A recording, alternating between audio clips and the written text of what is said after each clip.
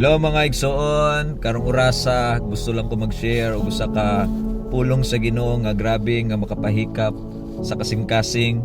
Ingon pa sa Romans chapter 5 verse 5, and hope does not put us to shame because God's love has been poured out into our hearts through the Holy Spirit who has been given to us.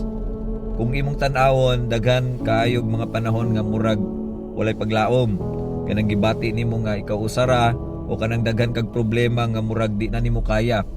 Pero diri nato makita nga bisan unsa kalisod, dili sayang ang atong gilauman kung ang imuhang kasing-kasing puno sa gugma sa Ginoo.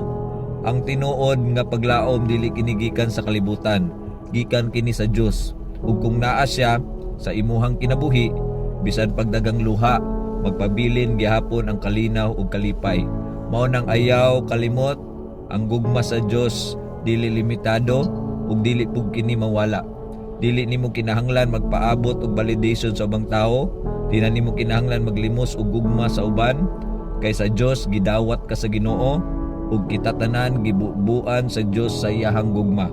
Busa igsoon, kita tanan single man ka or minyo man ka, igsoon puno ka sa gugma sa Ginoo. Di na nimo kinahanglan nga mangita pa og gugma sa uban. Kung naaman bonus na lang na, pero tungod sa gugma sa Ginoo, igsoon na iyang gibubo sa matag usa nato kasing-kasing igsoon. We are confident that we are loved by Him ug puno kita sa gugma sa Ginoo.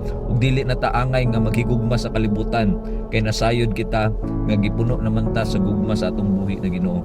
Busa kung naay panahon na gusto nimo mohunong, hinumdumi nga ang Espiritu Santo nagapuno kanimo sa gugma nga dili mapalong. Padayon lang kay ang imuhang paglaom dili gayon masayang kung imong gisalig sa Ginoo ang tanan. Igsoon, padayon lang gyud sa gugma sa atong buhi na Ginoo ug dalaygon ang atong buhi na Dios.